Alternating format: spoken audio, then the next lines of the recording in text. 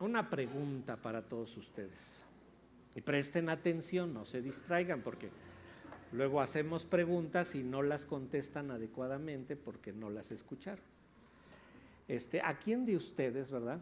¿A quién de ustedes le gusta, se siente cómodo, verdad? ¿Le agrada? ¿A quién de ustedes les gusta vivir? Levanten la mano, yo no la levanto muy alto porque choco. Ustedes sí la pueden levantar alto. ¿A quién de ustedes les gusta vivir de prestado? Ya somos 4, 5 nada más nos gusta vivir de prestado. Vamos a cambiar la pregunta, porque no creo que yo sea el único y los poquitos que levantaron la mano, ¿sí? ¿Quién de ustedes, escuchen bien la pregunta, ¿verdad? Porque luego por eso se pierden. ¿Quién de ustedes está consciente? ¿Quiénes de ustedes están conscientes de que todo lo que tienen es prestado? ¿Verdad? Sí, yo dije, no puede ser que yo nada más sea el único. Todo lo que tenemos, nuestro esposo, nuestra esposa, nuestros hijos, nuestra casa, nuestros autos, nuestra salud, nuestra vida misma, ¿verdad? Todo lo que tenemos, absolutamente todo lo que tenemos es prestado, ¿sí? No estoy hablando de que pidan prestado a los hermanos, ¿verdad? Para hacer su vida, eso sería pésimo, ¿verdad? Pero estamos conscientes de que todo lo que tenemos es prestado. A Ezequiel le costó algo de trabajo comprender que lo que él tenía era prestado. Y vamos a ver cómo el Señor se lo hizo comprender. Esperemos que el Señor no quiera hacérnoslo comprender de la misma manera. Vamos a leer Isaías. Vamos a leer los capítulos 38 y 39.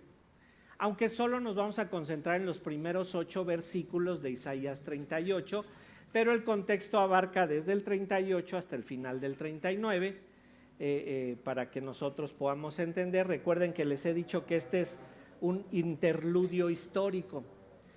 Hasta este momento, bueno, vimos en el 37 que se derrotó por completo a Siria, y el enemigo ya dejó de existir. Pero ahora, a partir del 38-39, el enemigo va a ser Babilonia, ¿sí? Y ahora este enemigo los va a estar hostigando y maltratando.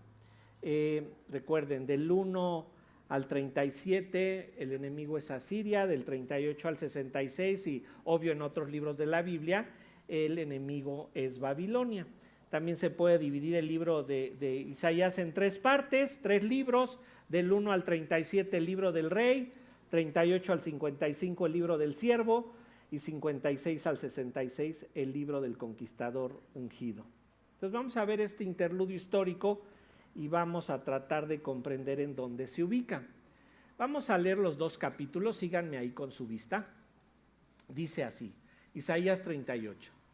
En aquellos días, Ezequías se enfermó de muerte, y vino a él el profeta Isaías, hijo de Amós, y le dijo: Jehová dice así: ordena tu casa, porque morirás y no vivirás.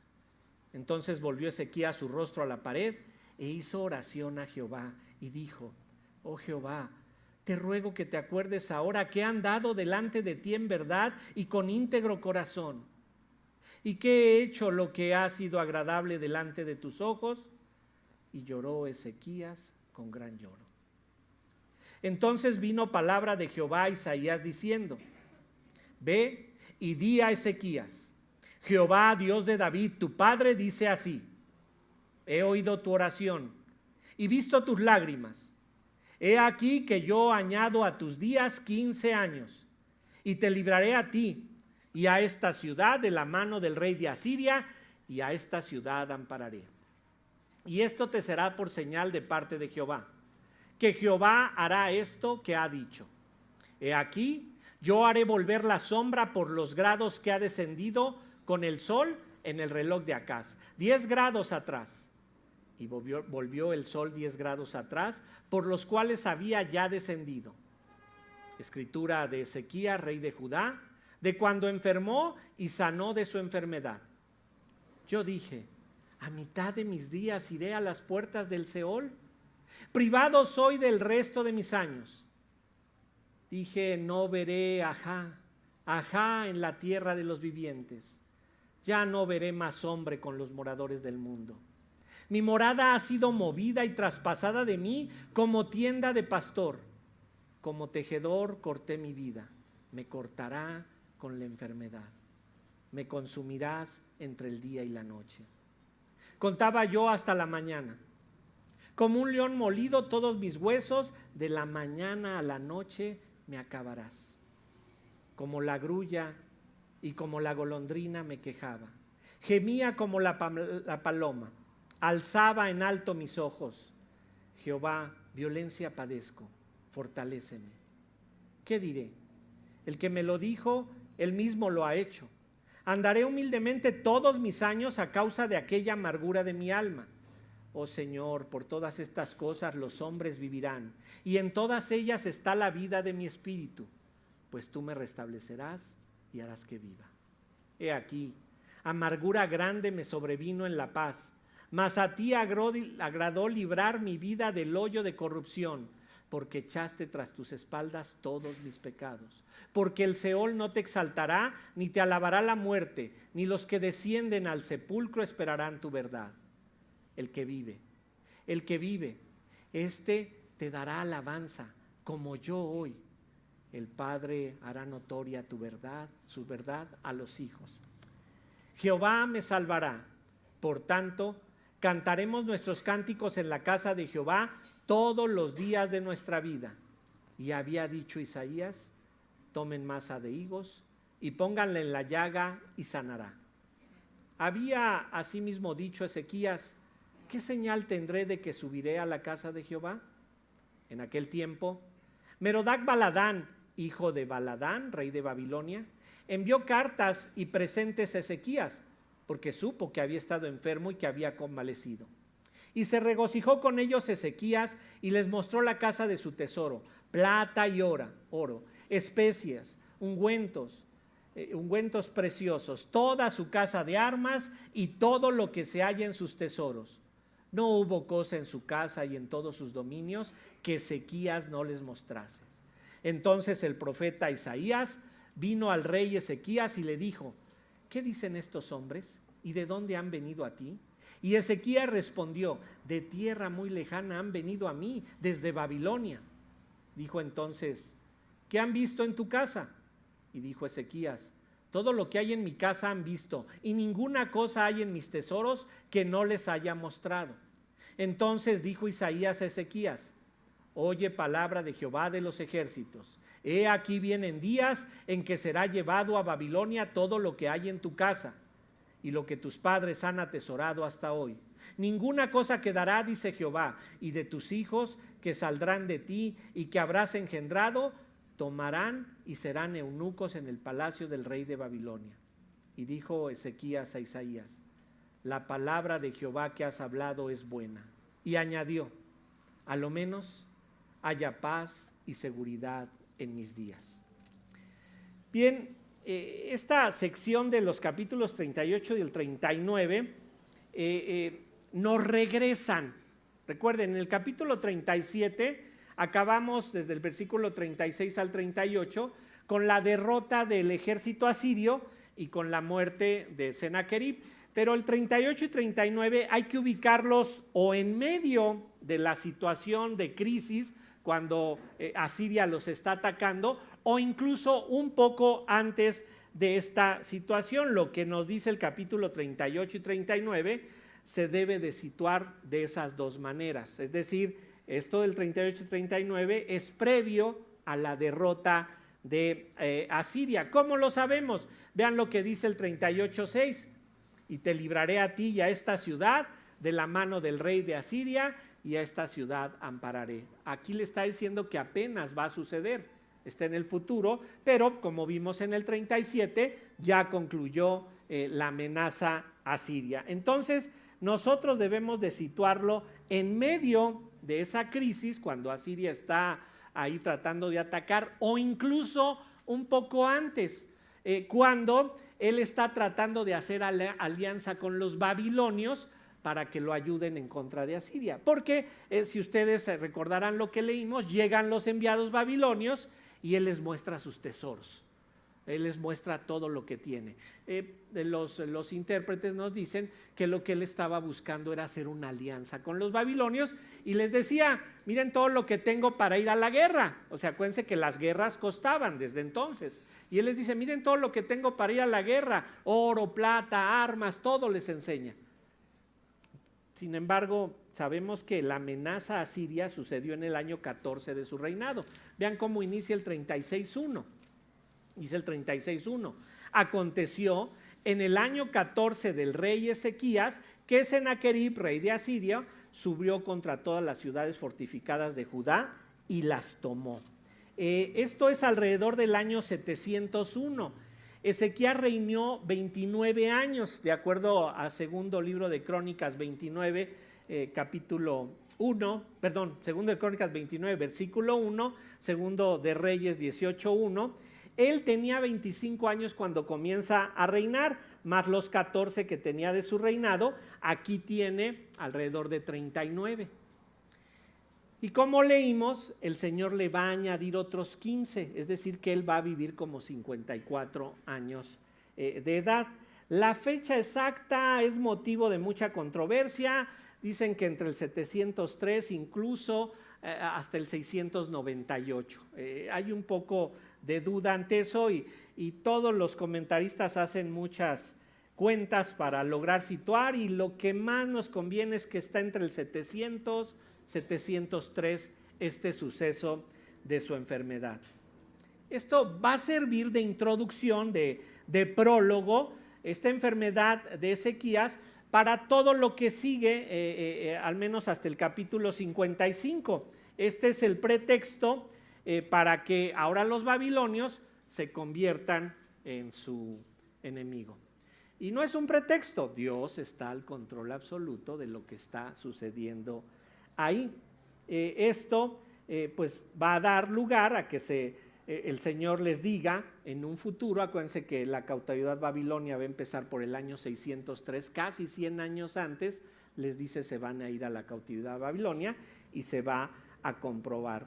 Este pasaje nos da mucha luz acerca de lo que es la fe de Ezequías. La fe de Ezequías fue en incremento. Recuerden, cuando él entra de rey, deshace todo lo que su padre había hecho, destruye los lugares altos, quita todos los adoratorios que su padre había puesto en el territorio. Él empieza con esa fe y esa confianza en el Señor, y cuando lo vemos orando ahí en el 37, 14 al 20, ¿se acuerdan que está reconociendo la grandeza del Señor? Pues no ha sido de gratis, el Señor ha tratado con él para hacerlo crecer y madurar.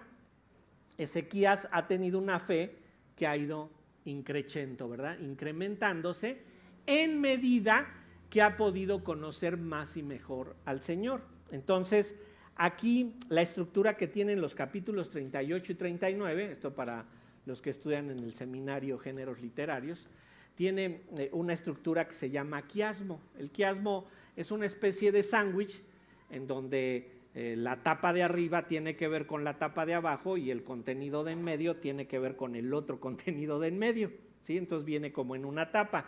Y vean cómo inicia. En aquellos días, 38.1, en aquellos días Ezequías se enfermó de muerte. Y vean cómo acaba el 39.8. Y dijo Ezequías a Isaías, la palabra de Jehová que has hablado es buena, y añadió, a lo menos haya paz y seguridad en mis días. Aquí en el capítulo 38, versículo 1, está enfermo de muerte, y aquí en el 39.8 está disfrutando de la vida. También en la parte central de los versículos 9 del capítulo 38 y hasta el 22, vemos una dedicación total, un reconocimiento de que Dios es su Dios. Dice ahí en el 11, dije, no veré a Jah en la tierra de los vivientes. Él está triste porque no va a poder reconocer a su Dios. Pero en el 39 del 1 hasta el 7, él está desertando de Dios. ¿En qué sentido? Vienen los babilonios y decide confiar más en los babilonios que en su Dios. Entonces vemos muerte, vida, confianza en Dios, desconfianza en Dios. Y esta es la estructura de quiasmo que les menciono. Vamos a analizar esta sección de 2 capítulos, pero hoy nos vamos a concentrar en los primeros 8 versículos del capítulo 38, en donde vamos a ver cómo creció la fe de Ezequías en algunos momentos debido a la situación que él estaba viviendo.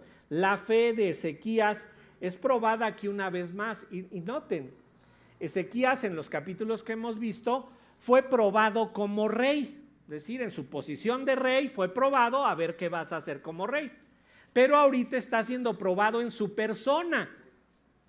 Te vas a morir y no vas a vivir. Entonces ahora la prueba es directa y aquí es donde el Señor le va a enseñar a Ezequías que debe de vivir siempre consciente de que vive de prestado. ¿Sí? Primero vamos a ver su reacción. Este pasaje, más que verlo como un pasaje en donde se nos está narrando un milagro de sanidad, es un pasaje que nos muestra un momento de la vida de Ezequías en crisis. Él, como vamos a ver, no pide ni siquiera que Dios lo sane, ni siquiera dice Dios, oye, sáname para que no muera. Van a ver que ni siquiera eso le pidió. Simple y sencillamente aquí nos muestra que Dios en su soberanía, en su providencia, va a ayudar a Ezequías para que Dios cumpla con sus propósitos. El centro de atención entonces no es la sanidad de Ezequías, sino Dios haciendo que todas las cosas obren para que él logre cumplir sus propósitos. Y no es que Dios no deba de sanarnos si estamos enfermos. De hecho, estamos conscientes de que Dios es el que sana. Dios siempre nos va a ayudar, pero no siempre va a ser de la manera que nosotros creamos que Él nos debe de ayudar. Dios está dispuesto a trabajar en nuestras vidas y en este caso Él va a decidir ayudar a este rey enfermo y sanarlo, pero esto no es una ley o una norma que cada vez que alguien esté en una situación de muerte ore a Dios y Dios lo vaya a sanar. Es más bien ver toda la estructura del plan de Dios. No tenemos duda de que Dios sana. Algunas veces me han dicho, es que ustedes no creen que Dios sana. Por supuesto que creemos que Dios sana. Estamos conscientes de que cuando Dios quiere, sana a quien Él quiere. De lo que sí dudamos es de que alguien tenga el don de sanidades. De eso es de lo que dudamos. No de que Dios tenga la capacidad de sanar, sino de que alguno, no quiero decirle algún loco, crea que a él le fue otorgado ese don para que él lo ejerza. Entonces, Dios simple y sencillamente tiene misericordia de quien quiere tenerla y así como salva, también sana a quien él quiere sanar. Vamos entonces a nuestro capítulo 38. Dice ahí, en aquellos días Ezequías enfermó de muerte. Como ya dijimos, es unos meses, tal vez un año antes de que los enviados asirios lleguen a amenazar en el muro de Jerusalén. Ya les dije, hay dos posibilidades. Puede ser exactamente en el momento en el que están ellos ahí lanzando la amenaza o un poco de tiempo antes, posiblemente hasta un año. Dice ahí, en aquellos días Ezequías enfermó de muerte. No sabemos con exactitud qué enfermedad tenía. En el versículo 21, véanlo ahí, dice, y había dicho Isaías, tomen masa de higos y pónganla en la llaga y sanará. Tenía una llaga. Ya es todo lo que sabemos. Los comentaristas más cercanos a la época dicen que pudiera ser inicios de lepra, que él tuviera inicios de lepra y ya sabían que cuando iniciaba no iba a parar. Otros tratan de asociarlo con lo que les platiqué, cómo murió el ejército asirio por medio de peste bubónica, y dicen que también la peste bubónica hace brotar llagas. Entonces, no sabemos con exactitud qué enfermedad tenía. ni qué enfermedad es la que sana con masa de higos, para que no vayan ustedes a andar buscando hacer masa de higos, ¿verdad?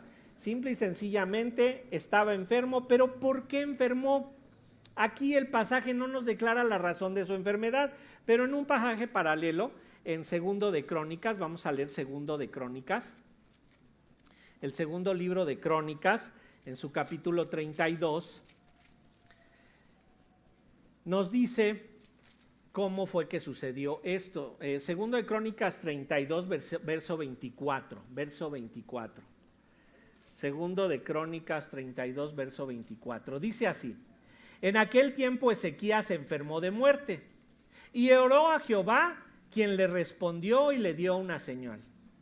Mas Ezequías no correspondió al bien que le había sido hecho, sino que se enalteció su corazón y vino contra él y contra Judá y Jerusalén.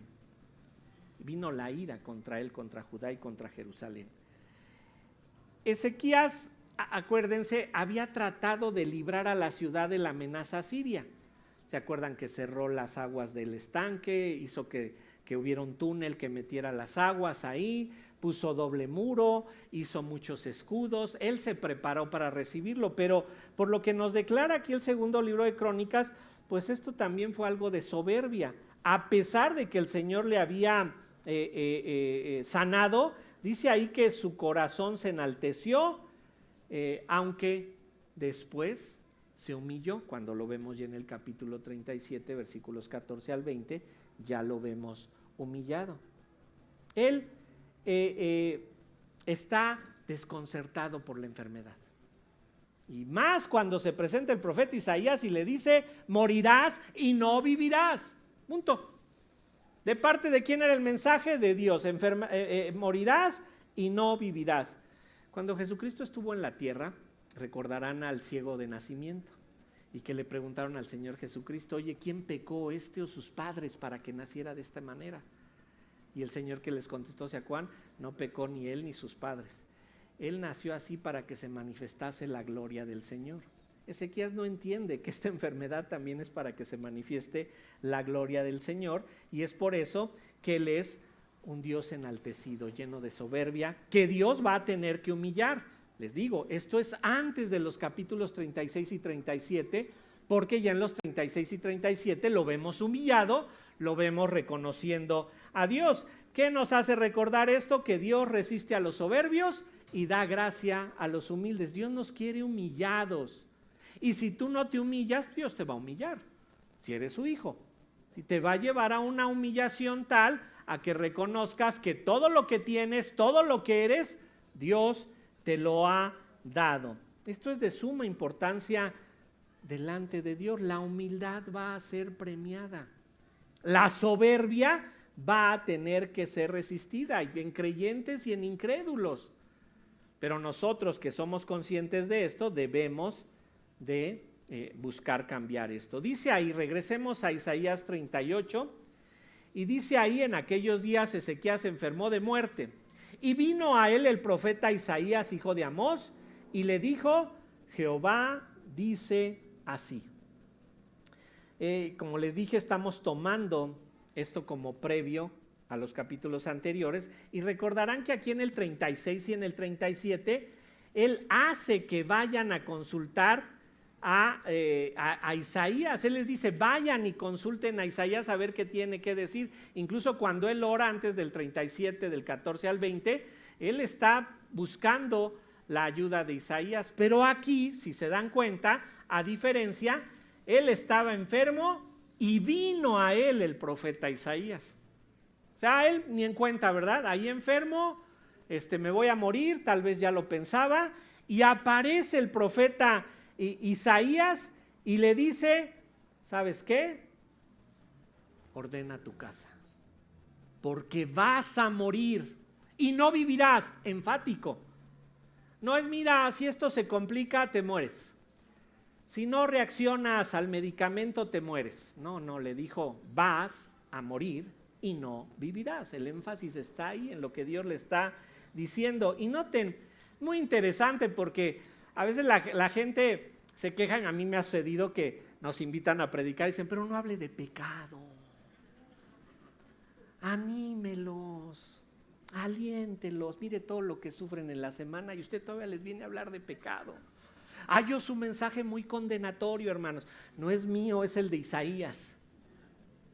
Y este mensaje, pues no es de aliento, es un mensaje no deseado por nadie, no es un mensaje de motivación, no es un mensaje para elevarle la autoestima a Ezequías. Es un mensaje que lo derrota, es un mensaje humillante, por no decir devastador, un mensaje que ninguno de nosotros queremos escuchar. Es un mensaje que a Ezequías le tuvo que hacer recordar que vivía de prestado. De él no era nada. Y fíjense cómo le dice el Señor. Jehová dice así. Muy interesante el Jehová dice así. O sea, Isaías no dijo, voy a profetizarle algo a Ezequías porque está malito. Dios le dijo, ve y dile esto a Ezequías. No le dijeron ahí, vea que te profeticen, hermano. No, llegó el profeta Isaías y le dijo el mensaje del Señor. Recuerden que en el Antiguo Testamento los profetas hablaban en el nombre de Dios, no de lo que a ellos se les ocurría, no de lo que ellos querían, sino de lo que Dios estaba diciendo. Isaías va a declarar lo que Dios le dijo, no lo que a él se le ocurría. Y esto es muy importante, porque esa es una de las razones por las que predicamos de la manera que predicamos.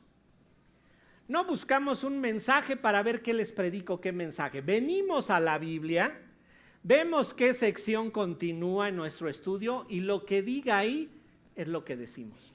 Porque esta es la forma en la que nos aseguramos de que el que está hablando es Dios. Y no un mensaje que a mí se me ocurrió en la semana cuando estaba viendo, hay pláticas motivacionales para venírselo a dar a ustedes, sino qué hay en este pasaje para decírselos. Hoy, ustedes y yo solo podemos hablar de lo que Dios ya dijo y está aquí. Dios no está revelando nada nuevo, muy importante. Acuérdense que luego mal usamos los términos de, es que Dios me reveló. Dios ya no revela nada. Toda su revelación la dejó escrito. Lo que hace Dios es iluminarte para que entiendas su revelación. Pero Dios ya no revela nada, ¿verdad? No hay nueva revelación. Y esto pues, nos recuerda Apocalipsis 22. No se le puede añadir ni se le puede quitar a la palabra del Señor. Nosotros tenemos una bendición. Miren, aquí como vamos a ver, Ezequías le va a pedir pues una señal para saber que lo que me estás diciendo es correcto. Ustedes y yo hoy no tenemos necesidad de pedir una señal. Ya no hay motivo para pedir una señal. Lo que tienen que pedir es discernimiento. Tengo que aprender más de lo que dice la Biblia. Él reconoce que el mensaje del profeta es verdadero, como en un momento les voy a mostrar. Y hoy, como maestros de la palabra, no podemos ser negligentes en buscar decir lo que queremos. Tenemos que decir lo que dice la Biblia, no lo que a nosotros se nos ocurra. De ahí que por eso el tipo de predicación que mejor hace eso es lo que denominamos predicación expositiva, que es lo que ustedes ven domingo a domingo, no solo aquí en el púlpito, con todos los estudios, lo hacemos expositivamente declarando lo que dice la Biblia. Algo que hay que también mencionar es que Ezequías no tenía toda la información que hoy tenemos. Bueno, Ezequías no tenía el Espíritu Santo, ustedes y yo sí lo tenemos. Ezequías tenía que depender del profeta. Ezequías no tenía internet para ir a buscar una duda, ¿verdad? Simple y sencillamente era lo que les decía. Nosotros tenemos más información de la que tenía Ezequías para confirmar que un mensaje viene de Dios. Y ustedes lo están comprobando cuando vamos leyendo juntos lo que dice la palabra del Señor. Él recibe este mensaje de aliento. Es un mensaje verdadero de aliento, de verdadero amor de Dios. Es un momento en el que obviamente el Señor lo está humillando, lo está derrotando, pero es algo agradable para el Señor porque Dios está planeando humillarlo de esta manera. Dice ahí Isaías, hijo de Amós, vino, ¿verdad? Y le dijo, Jehová dice así, ordena tu casa porque morirás y no vivirás. Literalmente le dice, ve y da órdenes en tu casa, ve y diles qué va a suceder cuando tú mueras. Es como dejar un testamento el día de hoy, como si hoy en nuestro testamento fuéramos, pues ya te vas a morir, ¿qué hago? Pues ve a dejar tu testamento al notario, ¿verdad? Para que dejes todo en orden. Siendo un rey, obviamente, involucra no solamente sus asuntos personales y familiares, involucra también las cuestiones políticas o gubernamentales. Imagina qué es lo último que este rey tan famoso quisiera decirle a su familia. ¿Qué creen que iría él a decirles? ¿Qué creen que sería lo más importante? ¿Sí? ¿Quién va a cuidar el negocio? No, ¿verdad? Su salvación. Bueno, vamos a ver un ejemplo de un rey que supo también que ya estaba a punto de morir y le va a dar órdenes a su hijo. Vamos al primer libro de los Reyes, y vamos al capítulo 2, primer libro de los Reyes, capítulo 2. Y vean cómo dice, aunque abarca los versículos 1 al 9, yo se los voy a tratar de resumir. Primero de Reyes, capítulo 2, verso 1, dice lo siguiente. Llegaron los días en que David había de morir y ordenó a Salomón su hijo diciendo, ¿se dan cuenta? Esto es lo que le dice en Ezequiel, ve y ordena tu casa. ¿Sí? Ve y da órdenes. Y él aquí dice que ordenó a Salomón su hijo diciendo. ¿Y qué dijo? Versículo 2. Yo sigo el camino de todos en la tierra, esfuérzate y sé hombre. ¿Cuál es el camino de todos en la tierra? Y es muy interesante el pensamiento del Antiguo Testamento. Ellos solo sabían que iban al Seol, aún no había sido revelado Jesucristo. Sabían que había algo más, pero no lograban identificarlo. Nosotros tenemos una gran ventaja. Jesucristo murió y resucitó. Esta es la importancia de su resurrección. Dicen, es que nadie ha venido del otro mundo a decirnos que hay allá. No, sí vino Jesucristo. Y la importancia, una de las tantas importancias de su resurrección es esa. Él nos aseguró que hay vida después de la vida. Pero él aquí, en su pensamiento, le dice, yo sigo el camino de todos en la tierra. Muy interesante la frase, esfuérzate y sé hombre, compórtate como hombre. Haz las cosas como hombre. ¿Cómo hace las cosas alguien como hombre? Versículo 3. Guarda los preceptos de Jehová tu Dios andando en sus caminos y observando sus estatutos y mandamientos, sus decretos y testimonios, de la manera que está escrito en la ley de Moisés, para que prosperes en todo lo que hagas y en todo aquello que emprendas. Para que confirme Jehová la palabra que me habló diciendo, si tus hijos guardaren mi camino, andando delante de mí con verdad, de todo su corazón y con toda su alma, jamás, dice, faltará a ti varón en el trono de Israel. Qué interesante sería que cuando vayamos a dejar nuestro testamento le digamos al notario, a ver, empezamos notario, tienes que asistir a Iglesia Cristiana de la Gracia, tomar estudios todos los domingos antes del sermón, para que aprendas a obedecer claramente todo lo que dice la palabra de Dios. Ahí, ¿no?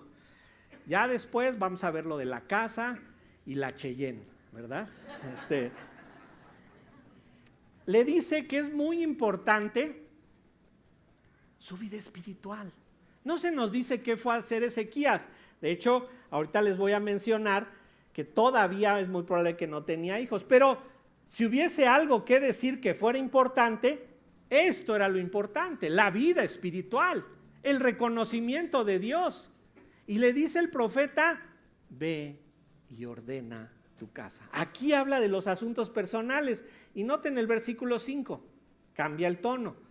Ya sabes tú lo que me ha hecho Joab, hijo de Sarbia, lo que hizo a 2 generales del ejército de Israel, a Abner, hijo de Ner, y a Amasa, hijo de Jeter, a los cuales él mató.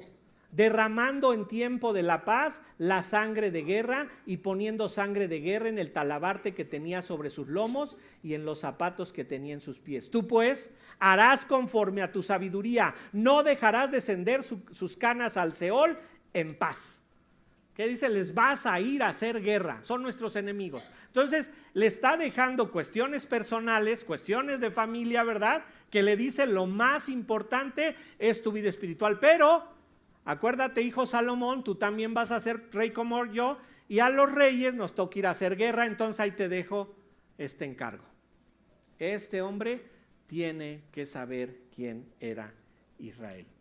Ezequías tiene que ir a su casa. Regresemos ahí a Isaías 38. Ezequías tiene que ir a ordenar su casa porque él va a morir y no va a vivir. Posiblemente su primogénito Manasés no ha nacido. Aquí se le anuncia que va a haber 15 años más. Y se nos dice ahí en el segundo libro de los Reyes 21:1 que cuando entró a reinar Manasés tenía 12 años. Es probable que Manasés todavía le falten 3 años para nacer. Pero tiene que ir a su casa a decir qué es lo que debe de hacer. Él debe dejar instrucciones. Tristemente Manasés, su hijo, su descendiente, su primogénito, va a ser el que va a introducir ídolos al templo de Salomón. No va a ser lo recto ante los ojos de Jehová. Y el mensaje es simple: tienes que ordenar tu vida, porque vas a morir, no vivirás. Era enfático, o sea, no era, mira, pues posiblemente te mueras, no. Mira, si los tratamientos no responden bien, te puedes morir. No. Te vas a morir y no vas a vivir. El mensaje que le está dando el profeta, pues llegó inesperadamente. Él está enfermo, tal vez diciendo, pues a lo mejor sí, a lo mejor no. Y llega el profeta y le dice, no, sí, te vas a morir, segurito. Imaginen ustedes entrando al doctor cuando tú estés hospitalizado, pues Señor, ordene su casa, porque se va a morir y no va a vivir. Ahí te da un infarto, ¿ah? No, a mí, no sé a ti. Veanlo cómo respondió él. Versículo 2. Entonces volvió Ezequías su rostro a la pared e hizo oración a Jehová. Dice que volvió su rostro a la pared. Imagínense, él está en su recámara, está enfermo. No está ejerciendo su oficio de rey, está en su recámara y dice que él volteó su rostro a la pared. No le dijo a Isaías, oye, espérate Isaías, ¿qué no sabes que yo soy el rey? O me traes un mensaje que se ajuste, o sabes qué, te me vas. No le objetó, no le reclamó nada. Oye Isaías, ¿por qué no vas y te cercioras? ¿Por qué no lo piensas mejor? Se me hace que tú lo que quieres es asustarme, Isaías, No me hables de pecado porque me desmotiva, Isaías. No me hables de la muerte porque haces que decrezca mi autoestima, Isaías. No le dice nada. Él simplemente voltea su rostro a la pared. No pudo tener una reacción como la que tuvo en el 37:20. Fíjense bien cuál fue la reacción en su oración del 37:20. Ahora pues, Jehová Dios nuestro, líbranos de su mano, para que todos los reinos de la tierra conozcan que solo tú eres Jehová. No tuvo esa reacción. ¿Por qué? Pues porque se va a morir él. En la guerra, pues igual y se defendía y no moría. Pero aquí no tuvo ni siquiera esa capacidad para ello. ¿Por qué se volteó y lloró? Bueno, una razón pudiera ser porque pues no sabe exactamente el tiempo que le queda. Otra razón pudiera ser que no ha nacido el hijo Manasés y dice, entonces no se va a cumplir la promesa de David. Así como cuando a Abraham le dicen, vas a sacrificar a tu hijo Isaac, y dice, bueno, y entonces ¿de dónde va a venir la descendencia, verdad? Posiblemente su llanto está en todo esto porque no sabe con exactitud qué sigue. Todos decimos ya los cristianos, no le tengo miedo a la muerte, pero a lo que sí le tenemos mucho miedo es a ese pasito, ¿verdad? cómo va a ser que vamos a llegar a la muerte. Y posiblemente esto es lo que está haciendo, sufriré, no sabe exactamente qué va a pasar, pero al menos su reacción positiva es que él hizo oración a Jehová. Como vemos al final del 3, vean cómo dice, y lloró Ezequías con gran lloro. No era que no quiero que me vean, sino que él está perfectamente devastado por el mensaje, no era para menos. Ezequías estaba en su recámara y tal vez ni siquiera dijo, aún tú profeta, ahorita me interrumpes en mi oración, tengo que llorar yo solo delante de mi Dios. No pide nada, ven su petición, versículo 3. Y dijo, oh Jehová, te ruego que te acuerdes ahora que he andado delante de ti en verdad y con íntegro corazón, y que he hecho lo que ha sido agradable delante de tus ojos. Y lloró Ezequías con gran lloro. No sabemos exactamente, ¿verdad?, qué fue lo que hizo, ¿verdad?, que pues él enfermara, pero su soberbia parece ser la causa. Y simple y sencillamente le dice al Señor, acuérdate que he andado en verdad. Derribé todos los adoratorios, deshice todos los ídolos que puso mi padre, he restaurado la adoración en Jerusalén, he andado con íntegro corazón, he hecho lo que es agradable delante de sus ojos. Tal vez lo que está diciendo, Señor, soy inocente, no sé por qué voy a morir. Todavía está en su soberbia ahí trabajando. Debió tener como 39 años, realmente joven. Él se enfoca en sus cualidades positivas, pero no es capaz de hacer lo que hizo en el 37:15. Vean lo que hizo en el 37:15. Dice, entonces Ezequías oró a Jehová diciendo, Jehová de los ejércitos, Dios de Israel, que moras entre los querubines, solo tú eres Dios de todos los reinos de la tierra. Tú hiciste los cielos y la tierra. No es capaz de reconocer que el Señor es el dueño de todo. Todavía, acuérdense que esto va antes de la situación. Pero aquí, ¿qué está haciendo el Señor?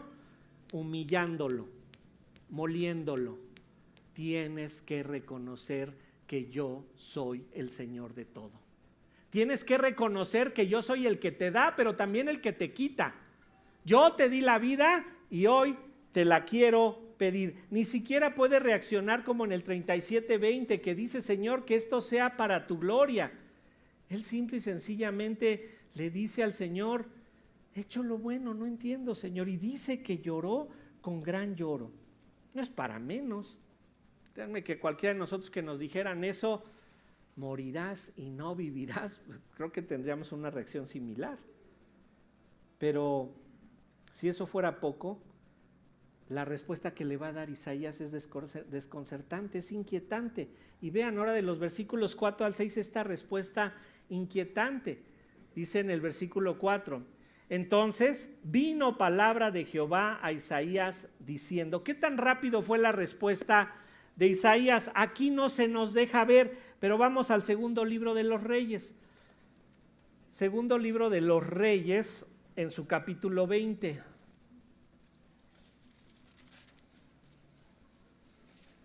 Y vean lo que dice, para que vean desde el 1, vamos a leer 21. Dice, en aquellos días Ezequías cayó enfermo de muerte, y vino a él el profeta Isaías, hijo de Amós, y le dijo, Jehová dice así, ordena tu casa porque morirás y no vivirás.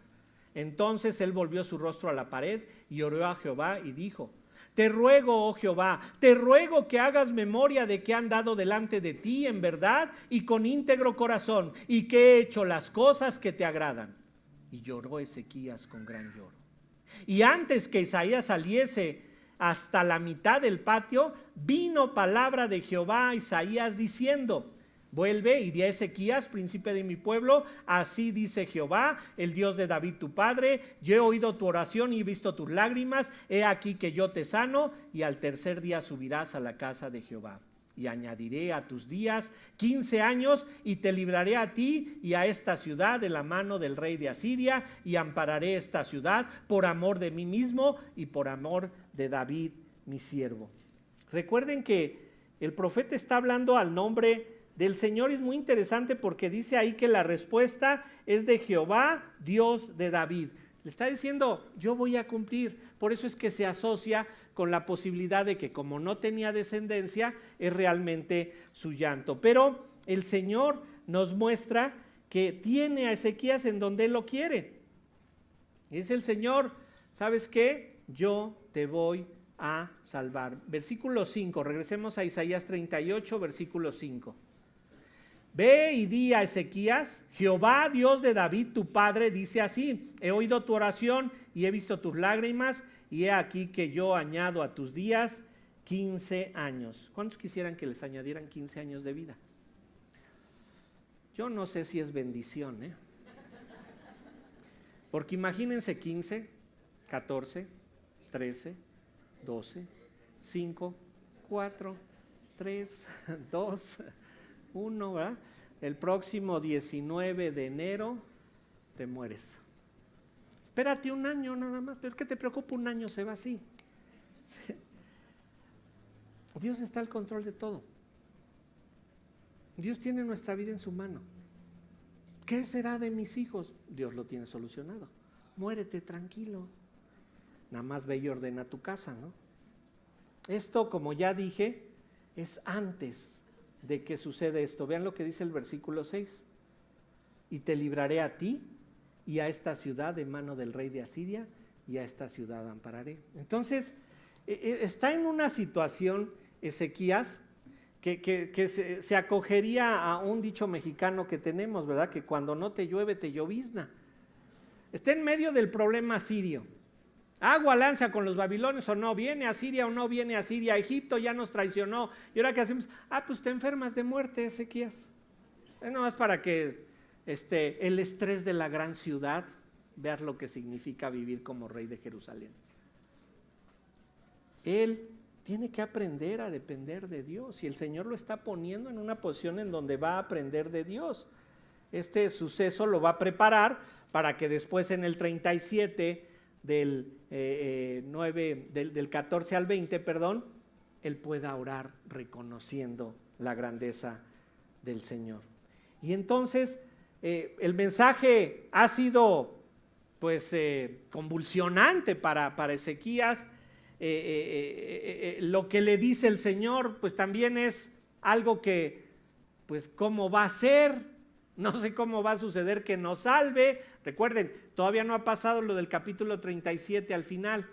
¿Cómo va a suceder todo esto? ¿Cómo voy a ser sanado? Y el Señor le dice, te voy a sanar a ti y te voy a librar de estos asirios, a ti y a toda la ciudad de Jerusalén. Aquí parece que va a llegar a una señal. Vean lo que dice, versículo 7, Isaías 38, 7. Y esto te será señal de parte de Jehová, que Jehová hará esto que ha dicho. He aquí yo haré volver la sombra por los grados que ha descendido con el sol en el reloj de Acaz, 10 grados atrás, y volvió el sol 10 grados atrás, por los cuales había ya descendido. Esto va a ser por señal, pero regresemos ahora al segundo libro de los Reyes, segundo de Reyes, en su capítulo 20.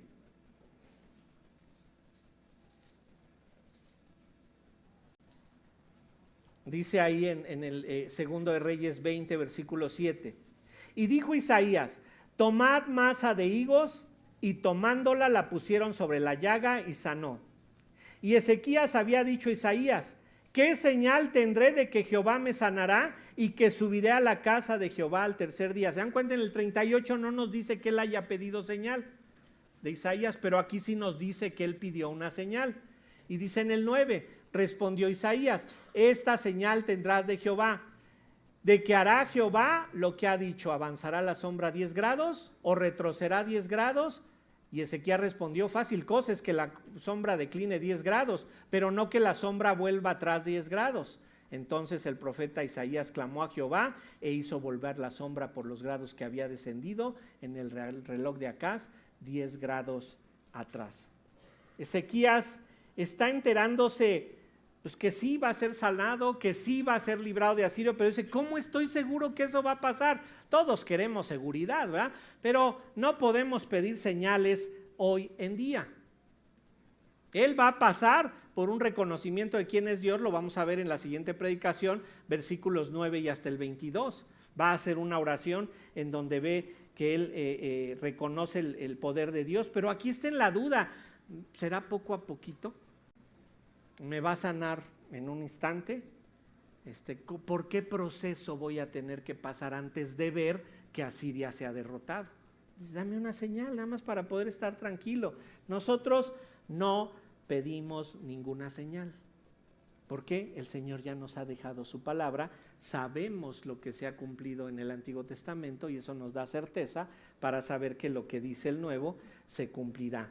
Él va a tener que llegar a reconocer la grandeza de Dios con un verdadero milagro. Esto es muy importante. Miren, cuando nosotros a cualquier cosa le llamamos milagro, y ahorita les voy a explicar, rebajamos a Dios al nivel de cualquier Dios. Yo me he atendido en el IMSS, ¿no? Me cae muy bien el IMSS, Seguro Social, Instituto Mexicano del Seguro Social. Yo he llegado y ¿sabe qué? No hay citas hasta dentro de 3 meses. Ay, pero mire, aquí hay un huequito, aquí lo pongo, en 3 días ya la tiene. He llegado al IMSS y pues le hace falta una radiografía de tórax, preoperatorio, pero las radiografías de tórax se tardan como 15, 20 días. Mire, pero ahorita no llegó uno, pásese. ¿Sí? Y entonces yo digo, bueno, ¿quién hizo eso? Dios, providencialmente. Y hay que diferenciar esto, la providencia de Dios de los milagros de Dios. ¿Por qué? Piensen ustedes en que alguien de aquí enfermara, de lo que sea, cáncer, ¿verdad? Y oramos, va a sus quimioterapias y sana. ¿Quién lo sanó? Todos nosotros no tendríamos la mayor duda de que fue Dios, y es más, hasta nos atreveríamos a decir que fue porque oramos. ¿Sí? Pero si esa misma persona tiene a su pariente guadalupano y se fue de rodillas de Peralvillo a allá, para él, ¿quién lo sanó? Y si tiene un santero en la familia, para ese santero, ¿quién la sanó? Pues sus santos, ¿va? ¿Se dan cuenta lo que significa que nosotros rebajamos a Dios al nivel de cualquier milagro? Ay, me encontré 200 pesos y mira, no tenía yo ni para irme en el camión. ¡Milagro! Ese no es un milagro. Esa es la providencia de Dios. Y ojo, ya les aclaré que no tenemos la mayor duda de que Dios sana, pero sana a quien Él quiere. ¿Sí? O sea, no es porque le oremos ya va a sanar. Él sana a quien Él quiere. Un milagro es algo que rompe con las leyes de la naturaleza, que es imposible explicarlo de ninguna otra manera. Pocos milagros logramos ver y comprobar, ¿verdad? Pero los milagros que nos marca la Biblia son verdaderamente milagros, prodigios de Dios. ¿Se acuerdan con Josué? Sol detente en Gabaón, ¿verdad? Cuando estaba batallando ahí en contra de los amorreos, se detuvo el sol. No se detuvo el sol, en ese entonces pensaron que el sol se detuvo, porque su concepción de la tierra era como si fuera una maqueta sobre 4 basas, e incluso otro pensamiento era que un elefante sostenía la tierra, y entonces para ellos se detuvo el sol, pero el sol no se detuvo, lo que dejó de girar fue la tierra. Pero ¿saben a qué velocidad gira la tierra? 1700 kilómetros por hora. O sea, ahorita vamos a 1700 kilómetros por hora. Ya ahorita la señora le dije, bájale, vas muy rápido, ¿no? 1700 kilómetros por hora va ahorita girando la tierra, y ustedes y yo vamos a 1700 kilómetros por hora. Ahora métanle freno. ¿Dónde quedaríamos nosotros? O sea, si nos va bien en medio del Pacífico, porque no hay nada, ¿verdad? Nos frenamos con el agua, pero los de la India van a parar Europa, los chinos quedarían en, ¿dónde está la guerra ahorita? En Asiria, ¿verdad? O sea, todos nos movemos, pues imaginen el freno. Ese es un milagro del Señor. Los muros de Jericó derribándose. Ay, no, fue un temblor, sí, pero al 7º día, al 7º sonido de trompeta, la 7ª vuelta, eso es milagro del Señor, ¿verdad?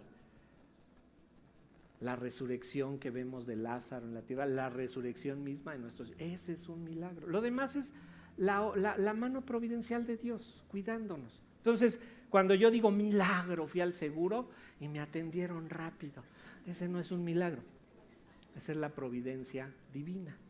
Y todos ustedes y yo lo hemos comprobado. Algunos en el Seguro Social, otros en el ISSSTE, algunos en la Cruz Roja, ¿verdad? Pero lo hemos comprobado, que Dios obra providencialmente. Aquí, como les dije al principio, no estamos hablando del milagro de sanidad de Ezequías. Fíjense lo que le dijo, he aquí, versículo 8, 38:8, yo haré volver la sombra por los grados que ha descendido con el sol en el reloj de Acaz, 10 grados atrás, y volvió el sol 10 grados atrás, por los cuales había ya descendido. Sería fácil que les dijeran, te doy 15 años más de vida, pero a ver, compruébamelo. Ahí te va a regresar el reloj, la sombra del reloj de Acaz. Ese reloj de Acaz era una construcción que hizo Acaz, que eran unas escalinatas, y esas proyectaban una sombra que se acostumbraron a ver la sombra para determinar las horas. El reloj de sombra, el que ustedes lo han visto, que es hay un ángulo inclinado, lo van a dar a conocer los babilonios. Todavía falta tiempo para que den a conocer ese reloj de sombra, pero aquí estos escalones de Acaz eran los que les marcaban la hora, y dice ahí, y volvió el sol 10 grados atrás, 10 grados, 10 horas. O sea, aquí no fue como en el caso de Josué que se frenó, no, todavía le metieron reversa, 1700 kilómetros por hora. Este es un milagro verdadero del Señor. Los 15 años más de vida serán también un milagro comprobado con el retroceso de 10 grados del sol. Tu ventaja sobre los asirios, tu victoria sobre los asirios va a ser comprobada con el regreso de 10 horas en el sol. Ezequías va a tener que aprender de todo esto. Todo lo que tiene es prestado, lo aprendió en medio de una situación de tensión y peligro. Hoy no creo que Dios nos vaya a informar acerca de que vamos a morir y de que va a tener que hacer retroceder el reloj. No es el cambio de horario, no se confundan. No somos reyes de Jerusalén, no somos judíos del antiguo pacto, pero hoy Dios también nos está diciendo, tu vida está en mis manos. Yo la tengo aquí, cuando quiera te la pido. Tus hijos son prestados, yo los tengo en mi mano. Tu marido, tu esposa, es una bendición que yo te di. Ay de ti si no la valoras. Todo lo que tienes, yo te lo he dado. Casa, trabajo, capacidad física para que seas albañil o seas arquitecto, para que seas cocinera o seas chef. Dios te ha dado todo, y si tú no lo valoras así, Dios va a tener que enseñarte. ¿Y cómo lo va a hacer? Humillándote como tuvo que humillar al rey de Acaz, para que aprendas y disfrutes de vivir de prestado, de todo lo que Dios te presta. Oremos al Señor. Padre, ayúdanos a comprender que todo lo que tenemos tú nos lo has dado. No hay cosa que nosotros podamos adquirir por nuestra propia fuerza. Si tú no nos dieras fuerza, no podríamos tener nada. Si tú no nos dieras salud, no podríamos tener nada. Si tú no sustentaras la tierra se caería en el abismo. Todo depende de ti, Padre. Ayúdanos a reconocerlo. ¿Cómo lo haremos, Señor? Conociéndote más. Ayúdanos a ser diligentes en el estudio, a ser diligentes en la lectura bíblica, a ser diligentes en hacer crecer nuestro conocimiento acerca de ti. Ayúdanos a reconocer que nuestro tiempo sobre la tierra es muy limitado. 75, tal vez 80 años, 90 tal vez en algunos casos, pero es limitado, Señor. Ayúdanos a entender que lo debemos usar sabiamente y que mientras estemos parados sobre esta tierra, nuestra prioridad debe de ser conocerte y obedecerte cada día más. Depender de ti, reconocer que todo lo que tenemos tú nos lo has dado y es prestado. Padre, en Cristo Jesús oramos. Amén.